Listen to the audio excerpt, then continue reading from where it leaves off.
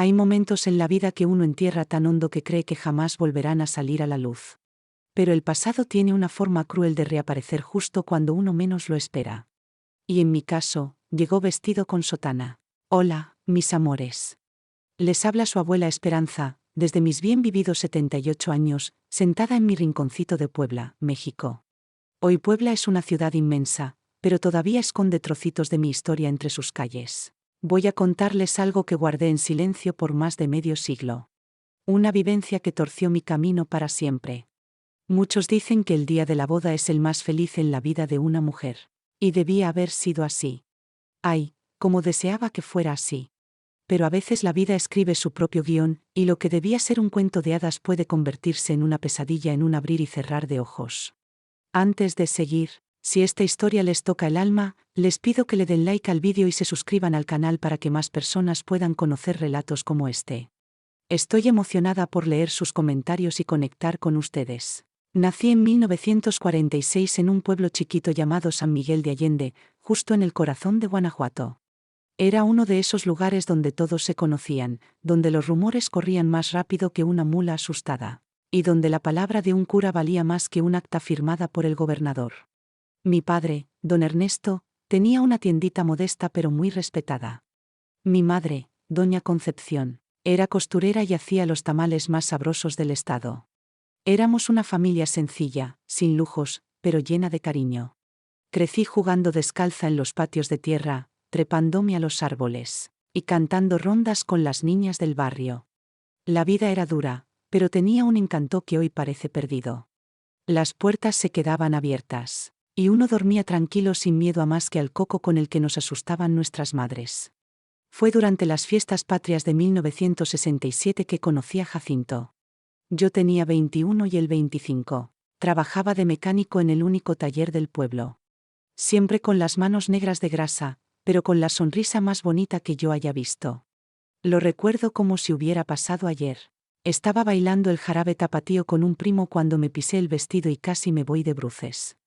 De no ser por dos manos firmes que me sostuvieron, habría besado el suelo. Con cuidado, muchacha bonita, me dijo él con esa sonrisa que me hizo dar un vuelco el corazón. Desde ese día, Jacinto no se despegó de mí. Todos los días pasaba por la tienda de mi padre a comprar algo, cualquier cosa. Una cajetilla de cigarros aunque no fumaba, unos cerillos sin necesitar, o un trozo de piloncillo que regalaba a los niños. Cualquier excusa le valía con tal de verme. Mi papá, que tenía fama de bravo, no tardó en notar las intenciones de aquel muchacho. Pero Jacinto era trabajador, respetuoso y de familia conocida. En poco tiempo, don Ernesto nos dio su bendición, siempre que el noviazgo fuera formal y con decencia. Y así fue. Jacinto me trataba como una flor frágil. Me llevaba a pasear al jardín los domingos después de misa, siempre con mi madre o mi hermano acompañando. Me traía ramos de flores silvestres que cortaba por el camino. Me escribía cartas que todavía conservo, llenas de promesas, de sueños, de un amor que parecía eterno. La pedida de mano fue en Nochebuena de ese mismo año. Toda la familia reunida, la casa oliendo a buñuelos y ponche, y Jacinto pidió la palabra. Se arrodilló en medio de la sala, sacó una cajita y me preguntó si quería ser su esposa. Esperanza, eres la luz de mis días, mi razón de ser. ¿Quieres casarte conmigo? Claro que dije que sí. Lo abracé entre lágrimas y risas, mientras todos aplaudían y mi mamá ya hacía planes en voz alta. Pusimos la fecha para el 13 de abril de 1968. 6 meses teníamos para prepararlo todo, el vestido, la fiesta, la casa. Fueron los meses más bonitos de mi vida hasta entonces. Cada día me acercaba más a convertirme en la señora Esperanza Santos. Hasta rimaba bonito. Mi vestido de novia lo confeccionó doña Marieta, la costurera más hábil del pueblo. Era de satén blanco, con velo largo y encaje traído especialmente desde la capital. Quise pagar cada peso con el dinero que junté vendiendo cocadas en el tianguis. Quería que fuera mío, ganado con mi esfuerzo, como símbolo de lo que empezaba. La iglesia elegida fue la parroquia de San Miguel, la única del pueblo. El padre Augusto, quien estaba a cargo desde hacía más de una década, sería quien oficiaría la ceremonia. Todo el mundo lo adoraba. Era un hombre joven, tal vez de 35 años, siempre sonriente y dispuesto a ayudar. Visitaba a los enfermos, enseñaba catecismo, organizaba eventos para apoyar a las familias más necesitadas. Mi madre no se cansaba de repetirlo. El padre Augusto es un santo. Dios bendijo a este pueblo con él. ¿Y cómo culparla, mis queridos? ¿Quién se atrevería a mirar a un sacerdote y sospechar el demonio que podía esconderse bajo esa sotana? La semana previa a la boda, el pueblo entero estaba revolucionado. Era el acontecimiento del año. La hija de don Ernesto se casaba con el mejor mecánico de la zona. Las señoras cocinaban antojitos para la fiesta. Los hombres decoraban la iglesia con guirnaldas de papel. Los niños practicaban cómo lanzar pétalos de rosa a la salida. El 12 de abril, como dictaba la costumbre, fui a confesarme. Toda novia debía llegar al altar con el alma limpia. El padre Augusto me recibió con su sonrisa habitual. Me condujo al confesionario. ¿Estás nerviosa, hija?, me preguntó. Un poco, padre. Pero más que nada, emocionada. No veo la hora de empezar mi vida con Jacinto. Es natural. El matrimonio es un compromiso sagrado, una unión bendita. Estoy seguro de que serán muy felices. Le conté mis pecados bobos, alguna mentirilla, un chisme, pensamientos no tan santos. El padre me absolvió y me deseó dicha en mi nueva etapa. Salí de la iglesia sintiéndome ligera como una hoja al viento. Si tan solo hubiera sabido lo que me esperaba al día siguiente. El 13 de abril amaneció despejado, el sol brillaba fuerte, los pájaros parecían cantar para mí. Me desperté antes del amanecer, demasiado ansiosa para dormir más. Me bañé con calma y me lavé el pelo con jabón de rosas que me había regalado mi madrina. A las 7 llegaron mis amigas para ayudarme a arreglarme. La casa se llenó de risas, de murmullos, de consejos para la noche de bodas que me hacían ponerme roja. Mi madre lloraba de emoción cada rato. Mi padre, fingiendo tener legañas, se limpiaba los ojos con disimulo. La ceremonia sería a las 4 de la tarde. Al mediodía comenzamos con los últimos detalles. El vestido fue colocado con sumo cuidado. Cada botón, cada pliegue, cada cinta estaba donde debía. El velo se sujetó con los mismos broches que mi abuela usó hace 50 años. Algo viejo para atraer la buena suerte. A las 2, salí rumbo a la iglesia. Era tradición que la novia llegara un poco antes y esperara en un cuartito detrás de la sacristía. Ese espacio era pequeño, pero acogedor. Tenía un espejo grande, unas sillas, una mesita con una jarra de agua. Las novias lo usaban para calmarse, retocarse, rezar en silencio. Mi mamá, mis hermanas y mis amigas me acompañaron hasta ahí. Me ayudaron a acomodar los últimos detalles. El vestido lucía perfecto, el velo caía como agua. El ramo de flores del campo completaba el cuadro. Me sentía como una princesa a minutos de su cuento. A las 3:30, todas salieron para tomar sus lugares. Nos vemos adelante, me dijo mi mamá dándome un beso en la frente. Estás preciosa, hijita. Tu papá ya debe estar esperándote para llevarte al altar. Me quedé sola en el cuartito, frente al espejo, con el corazón desbocado. Fue entonces que oí que golpeaban la puerta. Adelante, respondí, creyendo que era alguna de las chicas. Pero no era ninguna de ellas. Era el padre Augusto. Buenas tardes, Esperanza.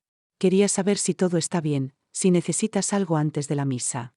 Todo está perfecto, padre. Gracias por su preocupación. Entró y cerró la puerta tras de sí. Me pareció extraño, pero no dije nada. Después de todo, era el padre. ¿Qué podía pasar? Estás radiante, dijo acercándose. Jacinto es afortunado. Gracias, padre. Se acercó a la mesita, tomó la jarra. ¿Quieres un vaso de agua? Ayuda a calmar los nervios. La verdad, tenía la boca seca, así que acepté. Me sirvió el agua y me la pasó. Tenía un sabor raro, amargo. Pensé que eran los nervios. La bebí toda. Eso es, tranquilízate, que todo va a salir bien.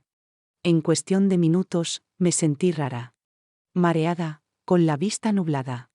Intenté sentarme, pero las piernas no me respondían. Padre, ¿qué me está pasando? No contestó. Solo me observaba, quieto, con una mirada que no le había visto nunca. Una mirada oscura. Intenté pedir ayuda, pero mi voz no salía.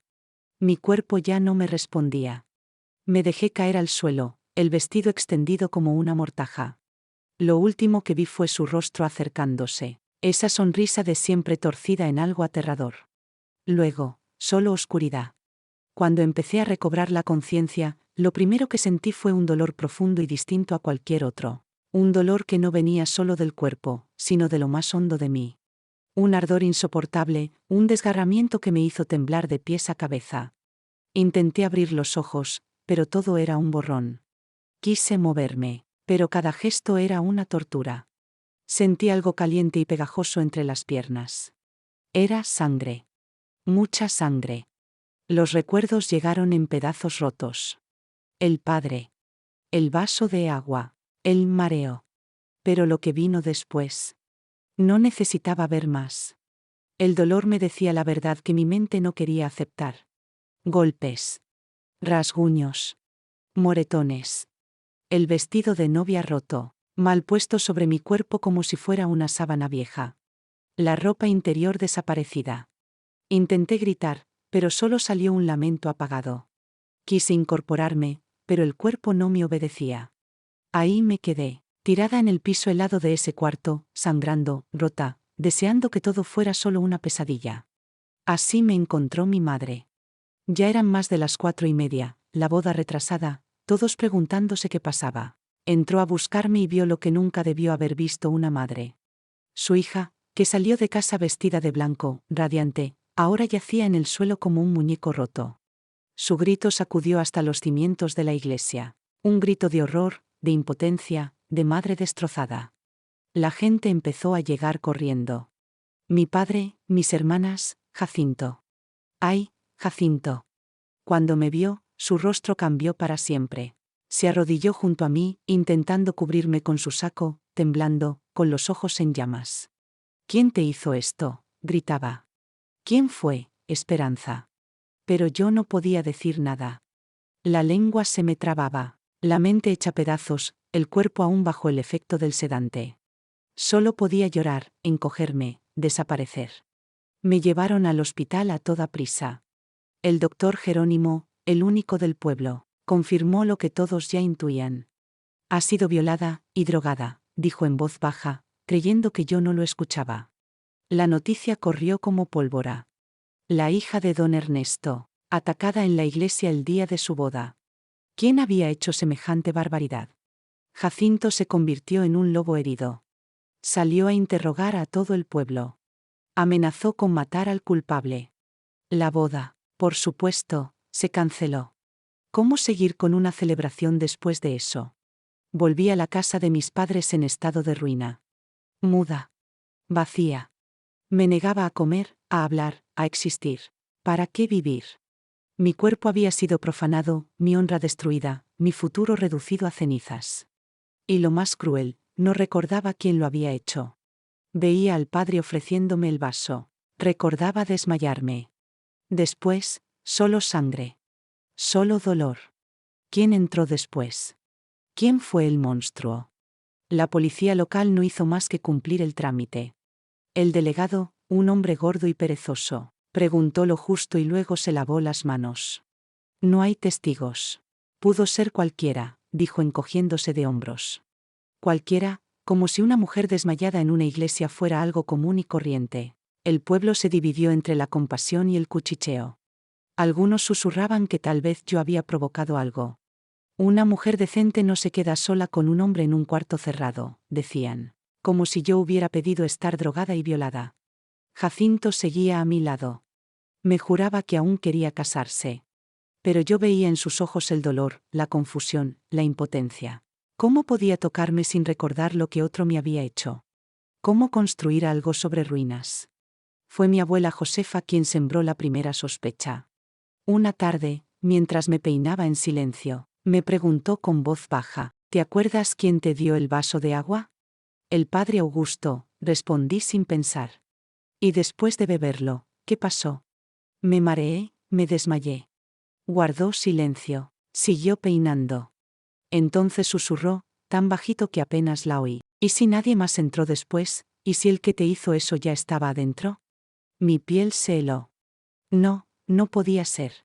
El padre Augusto era un hombre de Dios. Un santo. No. Pero esas palabras no me dejaron en paz. ¿Y si ya estaba ahí? Daban vueltas en mi cabeza como campanas. ¿Acusar a un cura? ¿Siquiera pensarlo? En aquellos tiempos, un sacerdote era más respetado que un juez o un doctor. Su palabra pesaba más que la verdad. Pasé semanas encerrada, apenas comía, apenas dormía. Me lavaba en una palangana porque no soportaba estar desnuda bajo el agua. Cada vez que cerraba los ojos, intentaba forzar los recuerdos. Tratar de atravesar esa niebla espesa en mi mente. Pero era como intentar atrapar humo. Jacinto venía cada día. Se sentaba con mi papá en el corredor, tomaban café, preguntaba por mí. A veces lo espiaba desde la ventana. Lo veía con la cabeza gacha, sufriendo tanto como yo. Mi padre trataba de convencerlo de seguir adelante, de buscar otra mujer, rehacer su vida. Pero Jacinto era terco. Esperanza sigue siendo mi novia, don Ernesto. Pase lo que pase, es la mujer que amo. 3 meses después de aquella tarde maldita, una noche me despertó un recuerdo fugaz. Un olor. Incienso mezclado con sudor. El mismo que se respiraba en el confesionario cada vez que me acercaba al padre Augusto. El mismo que había en el cuarto antes de desmayarme. Me senté en la cama, con el corazón desbocado. ¿Y si mi abuela tenía razón? ¿Y si fue él? Al día siguiente reuní coraje y hablé con Jacinto. Lo llamé al patio, lejos de oídos ajenos. Le conté mi sospecha. Vi cómo su rostro cambiaba. Primero incredulidad. Después entendimiento.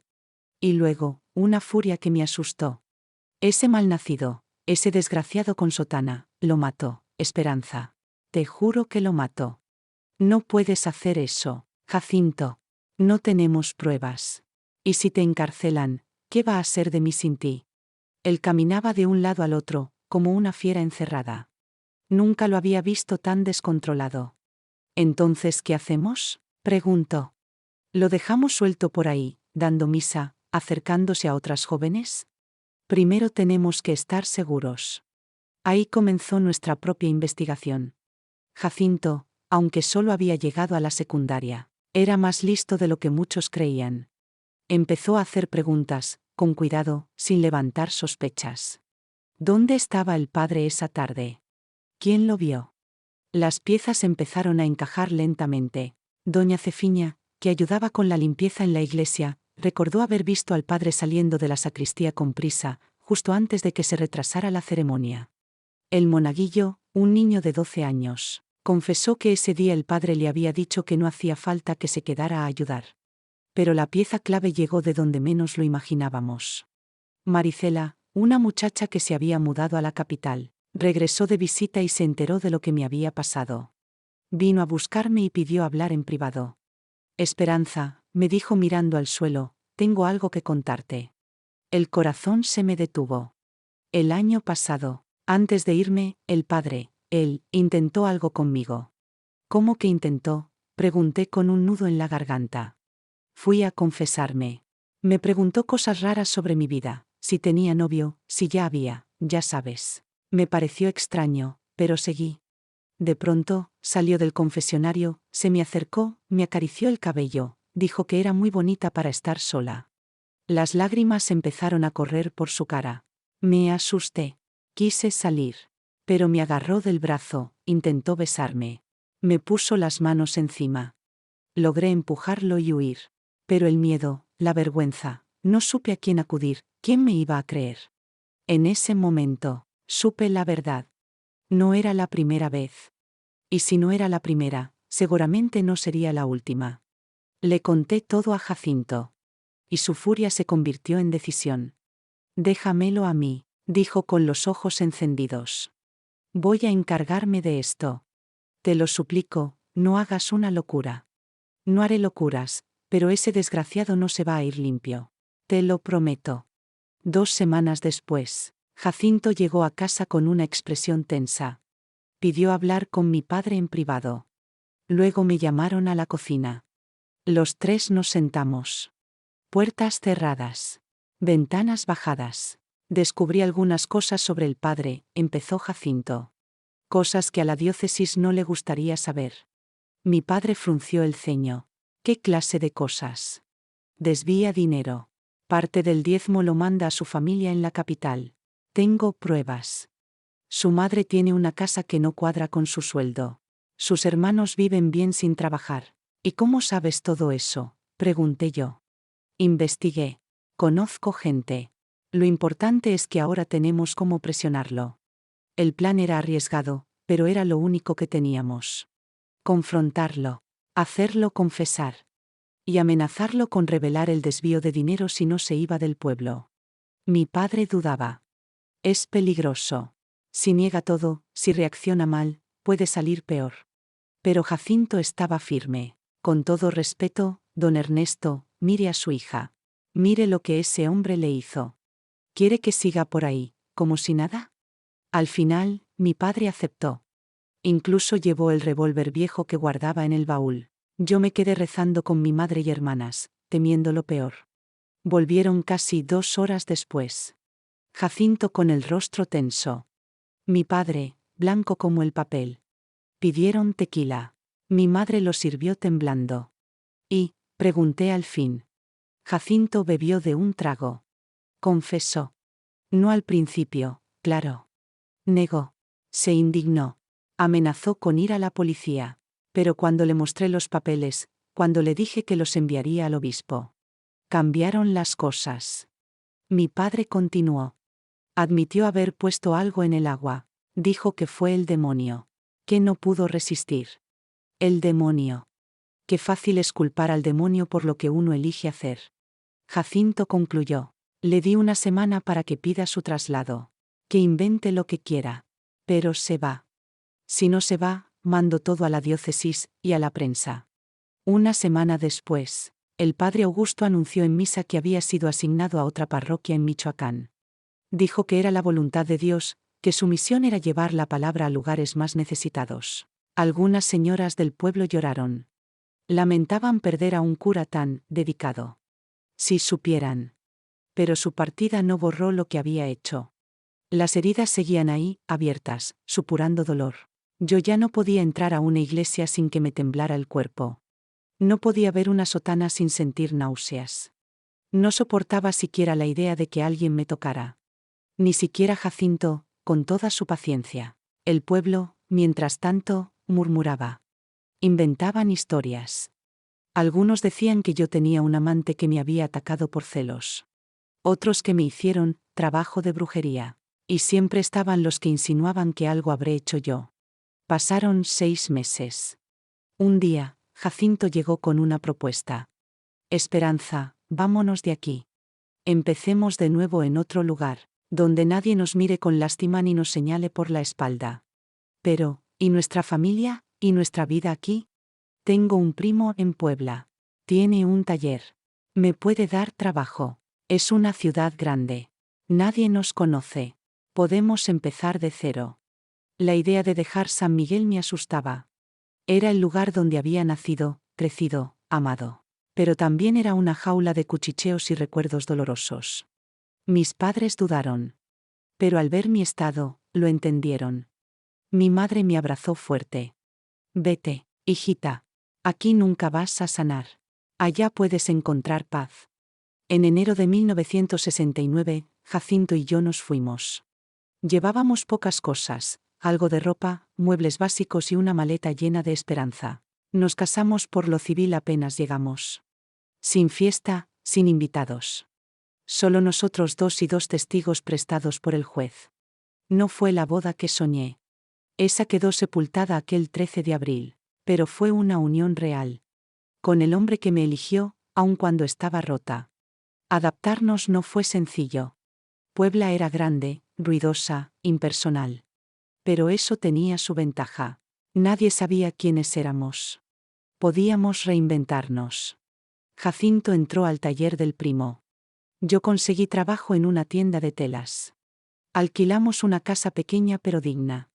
De a poco, fuimos amueblándola, construyendo un hogar. Las noches eran duras. Las pesadillas no me dejaban en paz. Pero Jacinto me abrazaba y me recordaba, aquí estás segura. Nadie va a volver a hacerte daño. Poco a poco, empecé a sanar. No del todo. Algunas cicatrices no se borran. Pero sí lo suficiente como para volver a sonreír. Hice amigas. Aprendimos a cocinar juntos. Descubrimos rincones bonitos en la ciudad. Un año después, quedé embarazada.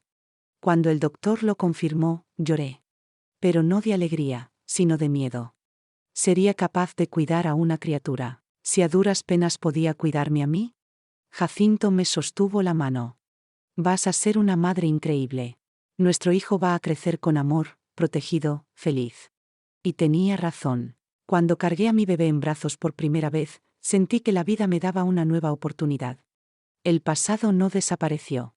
Pero ya no controlaba mi vida. Tuvimos 3 hijos. Ernesto, en honor a mi padre. Conchita, como mi mamá. Y Ana, nuestra tormentita de alegría. Los criamos con amor y firmeza. Les enseñamos a reconocer los límites, a confiar en su voz interior. A mis hijas, sobre todo, les enseñé a ser fuertes. A saber que no deben callar nunca ante un abuso. No les conté todos los detalles. Pero sembré en ellas el valor y el instinto para protegerse. Si alguien les hace sentir incómodas, sea quien sea, me lo dicen. Nada de secretos que duelen. Durante 15 años, viví creyendo que había enterrado mi historia para siempre. Pero en 1984, una carta llegó a removerlo todo. Era de Maricela. La misma que me había contado su encuentro con el padre Augusto. En su carta decía: descubrimos que somos muchas más de lo que pensábamos. Estamos organizándonos. Queremos justicia. Tu historia puede dar fuerza a otras. Si puedes, únete. Mi primer impulso fue romper la carta. Mi vida estaba en paz. Mis hijos no sabían nada. ¿Por qué revolver el pasado? Pero algo dentro de mí no me dejó ignorarla. Pensé en las otras. En las que no habían podido escapar. En las que quizás aún sufrían en silencio. Hablé con Jacinto. Como siempre, me escuchó. No tienes por qué hacerlo, pero si decides luchar, yo estaré contigo. Sus palabras me dieron fuerza. Volví a contactar a Maricela. Y así empezó otra batalla. Una más larga. Una más dura. Pero esta vez, ya no estaba sola. Nos reunimos por primera vez en una casa modesta, en las afueras de la ciudad. Éramos 6 al principio. Mujeres de distintas edades, con el mismo dolor guardado por años. Algunas con historias muy parecidas a la mía. Otras con cicatrices aún abiertas. Nos mirábamos con una mezcla de vergüenza, rabia y alivio. Nadie más que nosotras podía entender el peso que habíamos cargado tanto tiempo. Maricela tomó la palabra. Esto no puede seguir así. Ya no se trata solo de nosotras. Hay niñas allá afuera que pueden ser las siguientes. Propuso crear un grupo. Apoyarnos entre nosotras. Y buscar asesoría legal. Algunas dudaban. Tenían miedo. ¿Quién se iba a atrever a enfrentar a la Iglesia? Pero la semilla ya estaba plantada. Cada semana se sumaban más mujeres. Llegaron desde otras parroquias, otras ciudades. Muchas lloraban al contar lo que les había pasado. Unas nunca lo habían dicho en voz alta. Otras fueron acusadas de mentirosas o pecadoras cuando se atrevieron a hablar. Nos dimos cuenta de que no éramos casos aislados. Había un patrón. Una estructura que protegía al abusador y silenciaba a la víctima. Nos contactamos con una abogada, Laura Cortés. Joven, valiente, sin miedo a meterse con poderosos. Fue ella quien nos explicó que sí había caminos legales. Pero que el sistema era lento y muchas veces injusto. Aún así, decidimos seguir. Denunciamos ante la fiscalía. Dimos nuestros testimonios. Yo misma volví a contar todo lo que me había pasado ese 13 de abril. Revivirlo fue como abrir una herida vieja. Pero esta vez no estaba sola. Y esta vez, no me callé. La noticia empezó a circular. Primero en los periódicos locales. Luego en los nacionales. Titulares como: víctimas de abuso denuncian encubrimiento en la Iglesia. El caso del padre Augusto, símbolo del silencio impuesto. La diócesis, por supuesto, reaccionó. Emitieron un comunicado diciendo que cooperarían con las autoridades. Pero en privado, intentaron silenciarnos. Nos ofrecieron dinero. Nos enviaron emisarios con rosarios en la mano y amenazas entre líneas. No funcionó. Nosotras seguíamos. Nos organizamos como colectivo. Dimos charlas, marchamos, escribimos cartas. Un día recibí una llamada que me dejó sin aliento. Soy la periodista Isabel Ríos, del Canal Nacional. ¿Podemos entrevistarla, señora Esperanza? Dudé. Pero acepté. Quería que el país supiera lo que había vivido. Me senté frente a la cámara y conté todo. Sin rodeos. Sin adornos. Vi cómo la conductora tragaba saliva mientras hablaba. Lo que usted está haciendo es valiente, doña Esperanza. Ojalá más mujeres tuvieran su coraje. Después de la entrevista, muchas más se sumaron. El movimiento creció. Nos empezaron a llamar las valientes de Puebla. No buscábamos fama. Buscábamos justicia. Y, sobre todo, evitar que otras pasaran por lo mismo. En 1990, después de años de lucha, recibimos la noticia que cambió todo. Un juez federal ordenó la apertura formal de un proceso penal contra varios sacerdotes, entre ellos Augusto G. El expediente estaba lleno de testimonios, pruebas, registros ocultos durante décadas. El juicio fue largo, mediático, agotador. Algunos intentaron desacreditarnos. Buscaron en nuestros pasados, en nuestras familias, cualquier cosa para desprestigiarnos. Pero ya nada podía detenernos. Augusto fue citado a declarar. Llegó con su abogado y una Biblia bajo el brazo. Negó todo. Dijo que éramos un grupo de mujeres resentidas, que queríamos manchar su nombre por venganza. Pero cada palabra suya era una piedra que lo hundía más. Las pruebas eran contundentes. El juez dictó prisión preventiva. No por violación, ya había prescrito, pero sí por corrupción, desvío de fondos y encubrimiento. No era toda la justicia que merecíamos. Pero era algo. Y para muchas, fue el primer paso para empezar a sanar. Cuando lo vi salir esposado, flaco, con la sotana arrugada, no sentí alegría. Sentí alivio. No por mí. Por las que vendrán. Por las niñas que ya no tendrán que pasar por lo que yo pasé. Por las que aún no encuentran voz, pero algún día la alzarán. Desde entonces, dedico parte de mi vida a acompañar a otras sobrevivientes. A escucharlas. A creerles. A decirles que no están solas. Que no fue su culpa. ¿Qué hablar sana? Hoy, a mis 78 años, miro atrás y veo dos vidas.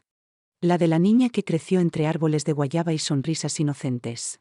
Y la de la mujer que fue destruida, pero que decidió reconstruirse. Ladrillo por ladrillo. Con amor, con rabia, con verdad. Esta es mi historia. Gracias por escucharla. Si llegó hasta ti, tal vez sea porque tú también necesitas saber que el silencio no es una cárcel eterna. Se puede romper. Se debe romper. Y cuando se rompe, una nueva esperanza nace. Como la que hoy les habla. Como la que aún vive dentro de ti.